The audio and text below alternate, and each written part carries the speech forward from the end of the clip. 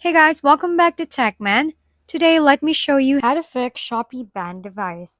If your Shopee account says your device is banned, here's what that actually means and how you can fix it.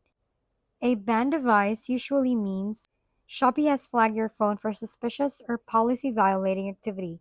Things like multiple accounts, promo abuse, or chargebacks. First, confirm it's truly a device ban by logging in from another phone.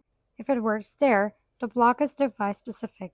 Next, disable any VPNs or proxies and switch to a stable network connection. Make sure your Shopee app is updated, then clear its cache in your phone settings. If that doesn't help, a factory reset could be your last resort, though it's risky since it erases your data. Finally, appeal directly to Shopee by visiting the Help Center or reaching out to their official social media support.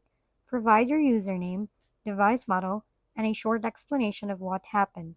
With a proper appeal, you'll have the best chance of getting your device unbanned. If we've been helpful, kindly give us a thumbs up and don't forget to hit the subscribe and bell button for more contents. For any questions and suggestions, comment down below.